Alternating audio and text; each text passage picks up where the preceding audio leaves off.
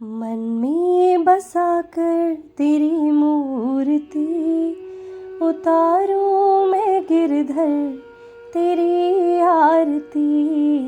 मन में बसाकर तेरी मूर्ति उतारूं मैं गिरधर तेरी आरती।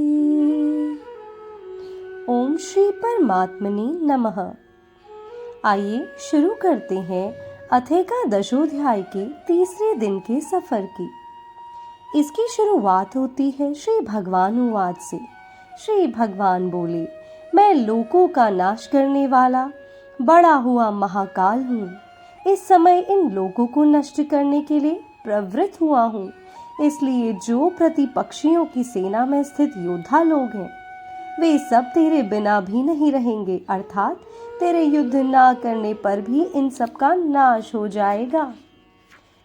अतएव तू उठ, यश प्राप्त कर और शत्रुओं को जीतकर धन धान्य से संपन्न राज्यों को भोग। ये सब शूरवीर पहले ही से मेरे द्वारा मारे हुए हैं।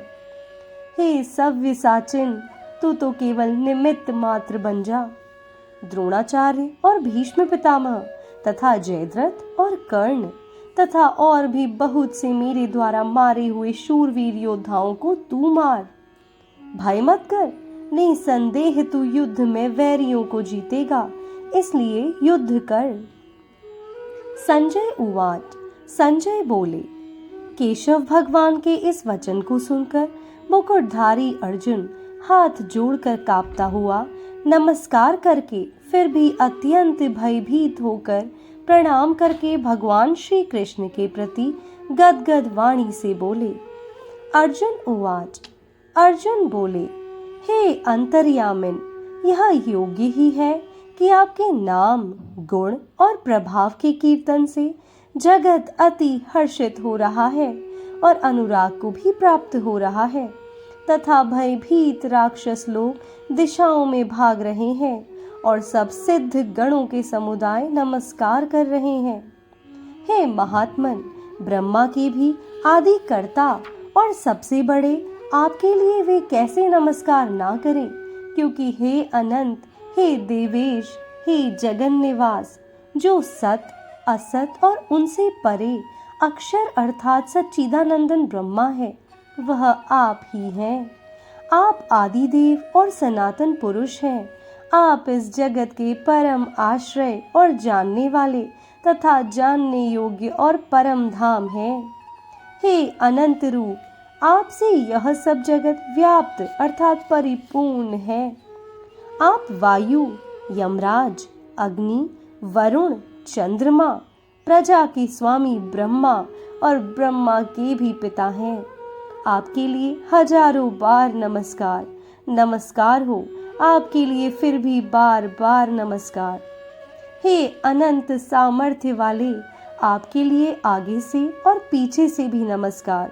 हे सर्वात्मन, आपके लिए सब ओर से ही नमस्कार हो, क्योंकि अनंत पराक्रमशाली आप समस्त संसार को व्याप्त किए हुए हैं। इससे आप ही सर्वरूप हैं। आपके इस प्रभाव को ना जानते हुए आप मेरे सखा हैं ऐसा मानकर प्रेम से अथवा प्रमाद से भी मैंने हे कृष्ण, हे यादव, हे सखे इस प्रकार जो कुछ बिना सोचे समझे हठात कहा है।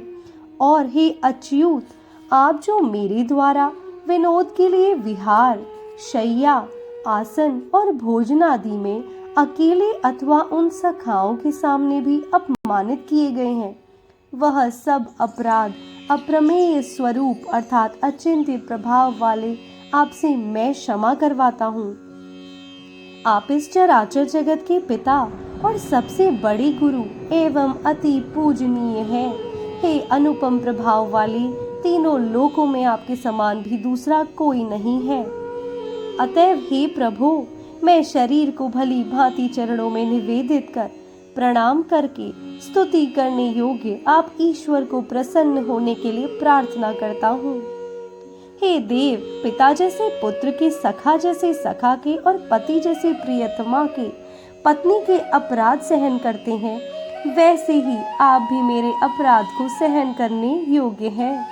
मैं पहले ना देखे हुए आपके इस आश्चर्यमय रूप को देखकर हर्षित हो रहा हूँ और मेरा मन भय से अति व्याकुल भी हो रहा है। इसलिए आप उस अपने चतुर्भुज विष्णु रूप को ही मुझे दिखलाइए। हे देवेश, हे जगन निवास, प्रसन्न होइए। राधे राधे।